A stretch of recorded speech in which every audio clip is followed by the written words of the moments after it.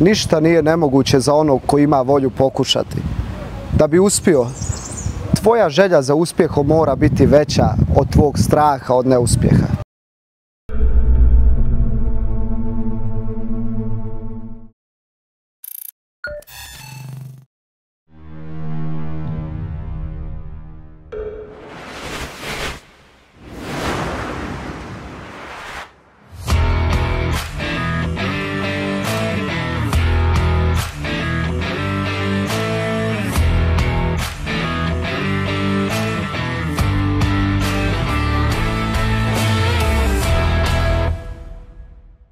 Sa nama je danas Dejan Petrović.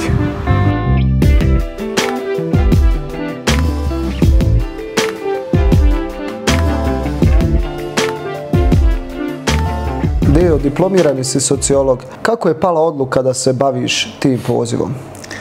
Pa, da budem iskren, to je došlo iz toga što ja nisam prvo prilikom upisivanja fakulteta, inače, za oni koji ne znaju, završio sam Fakultet političkih nauka u Banja Luci i nisam prilikom upisivanja fakulteta znao, imao dovoljno informacija, prije svega o, kad kažem materijalno, mislim o pristupačnosti, znači koji fakultet je, prije svega pristupačan mojim potrebama, a onda sve ovo ostalo, na kraj krajeva.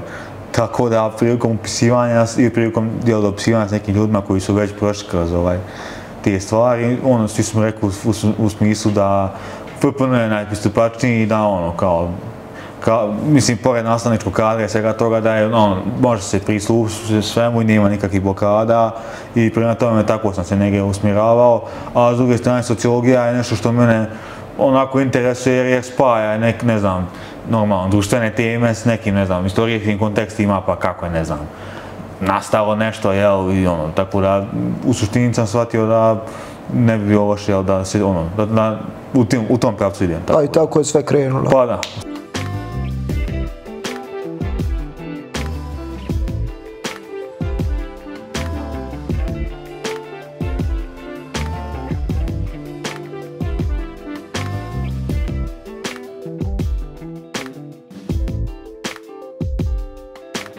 Koje su najčešće prepreke sa kojima se suočavaju osobe sa invaliditetom?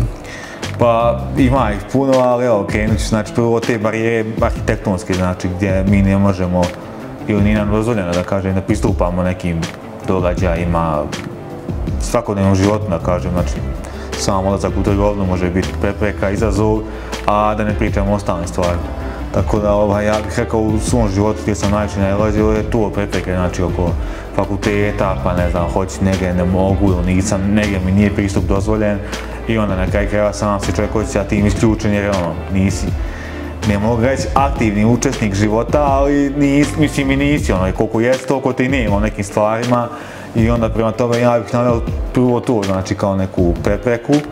A s druge strane imamo tu stigmatizaciju od strane generalnog društva gdje osoba koja se mislim ne trudi, nego koja je aktivna, opet ima ljudi predrasude u smislu da ne smiju da je priđu, da ne smiju da pitaju, da ne žele da uopšte da pitaju na kraju krajeva. Da komuniciraju, da ostvari kontakt. Ja sam dolazio na ljude koji ne žele sa mnom da razgovaraju kao misle da sam ne znam šta. Nesposoban ili tako, da. Tako da draže mi je kad mi neko kaže da ne smije da me nešto pita, jer se kao nije nelagodno mu je možda misli da će da se ja uvrijediti, nego ovi koji su doslovno ignorišu te samo na osnovu toga što je drugačije izgledaš, tako da kažem. Koliko je i da li je bilo teško otići od kuće?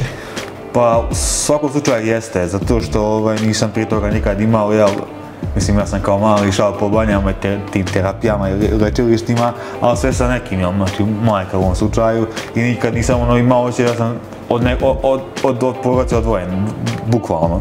Tako da bilo je teško, čak da budem iskren, nisam šao u tom nekom periodu, nisam baš da kažem prevukao, nisam dovoljno odradio tu tranziciju, sam se skroz odvojio od roditelja jer sam bio često kući.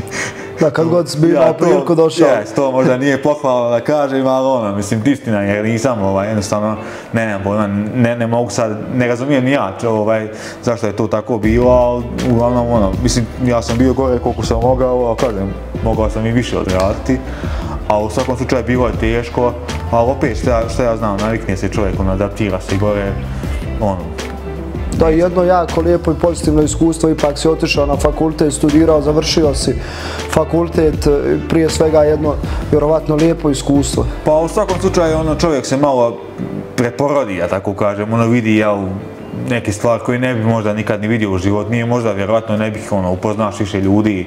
Mislim, stalno sam u kontaktu sa ljudima, studentima, mislim, događaj i tako da ne mogu reći, stvarno mi je pomoglo, mislim, otvorilo neke nove vidike, jel? Kao što smo malo prije spomenuli, naš narod često ima predrasude u vezi svega, ali eto ti voziš, plivaš, ideš u teretanu, izlaziš i da tako kažem rušiš sve te predrasude. Pa, iskreno, imao sam i ja problema do skoro da razumijem te ljude, ali sad sam došao u neki stadijum, ne mogu reći da sam skroz u tom sad filmu, ali više sad gledam s one strane. Znači, kad sebe posmatram, ne posmatram da sebi kažem joj, kako on to ne razumije, nego gledam, pokušavam tog čovjeka da razumijem njegov ugao gledanja, da vidim ja u stvari da li sam ja možda previše osjetljiv ili su stvarno nekad ljudi možda idiotinja, ne kažem tako. Tako da meni nije više u cilju da ti neke predrasude rušim, jer razumijem da će biti uvijek stigmatizacije i bit će predrasuda, znači ja samo živim svoj život najbolje što mogu, jel? Sad, ako to neko vidi kao inspiraciju i motivaciju, nema nekakvih problema, čak šta više, mislim, super, ako to u tebe motiviše, ne znam, čuo sam komentar u teretani od par prijatelja kao da ja nisam svjestan kakav ga imam na njih učenja kad ja uđem u teretani, jer oni se onda kao osjećaju u fazonu, dobiju neku motivaciju, sad meni je to onako simpatično, ja kažem ok, ako je to vama motiv, super. Ali kažem, nisam neko ko sad se trudi, da sva zvonana da mijenjam mišljenja, niti me interesuje na kraju krajeva, svako ima svoje mišljenje, kome će se to dopasti, super, kome neće, ko je neutralan. Da, pa svakako da jest, jer eto, generalno znamo da pogotovo mladi su više posvećeni nekim izlascima, opijanju i ipak kada dođe neko poput tebe ko pored svih poteškoća dođe, odradi trening, oznoji se, mislim da je to pravi pokazatelj svima da ako jasno postave cilj da ga mogu i ostvariti, samo treba da budu istrajni i da rade ono što vole. Pa ne znam, kažem, opet ja samo živim svoj život najbolje što mogu. Ja ne znam za drugačije, mislim, nekad ljudi misle da je meni žao što sam ja u kolicima i što ne mogu da hodam, a ne razumiju nekad da sam se ja takav rodio, znači ja ne znam, to je kao, ne znam, da pričate nekoj osobi u Africi kako je, ne znam, tamo gdje pada kiša stalno, a njima je sušno uvijek, znači oni razumiju taj koncept, ali nikad nisu iskusili, na primjer, njima je to što živi u Sahari, ne znam, to je njima normalno. Kao ustaljen način života. Da, ne znaju za vodu, mislim, znaju, ali kažem. Tako da, meni je to sve okej. Mislim, ne kažem, ima trenutaka, mislim, imam ih uvijek i nosit ću ih uvijek. Ne trenuci očaja, nego jednostavno, ja sam to i rekao jednom prilikom nekome da ja to ne gledam kao nešto pozitivno. Da me ne shvate se ljudi pogrešno, nego to je invaliditet, je nešto što sam se ja s tim rodio.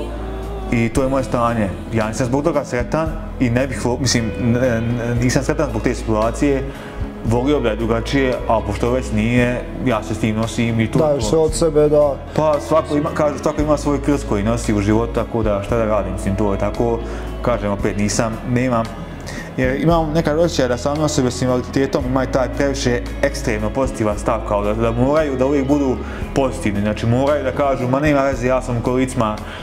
Ima veze, ja kažem, ima veze u mom slučaju i ne gledam nešto sad kao nešto pretjerano pozitivno, a s druge strane nije sad nešto ni što treba da padam u očaj i da sam stalno na dnu, tako da mislim da je neke normalna doza optimizma i realizma tu treba. Da, balans kao sve. Pa da, mislim to je. Idejo, koja je za kraj tvoja poruka mladim, talentovanim ljudima? Smatram da ljudi koji imaju talent u malim sredinama, u ovima Modrići, trebaju podržati na sva zvona, kako kažem, i trebaju se svi angažovati oko toga, jer stvarno šteta je da neko ko ima talent i ko privređuje bilo čijoj sredini da ostane nezapažen, a može mnogo toga da i da ostvari, tako da u nekom mom mišljenju trebamo, znači svi se angažovati, cijela zajednica da kažem, da te ljude koji imamo potencijale, koji su nam tu, da ih podržimo, da im dadnemo vjetar u leđa. Tako je.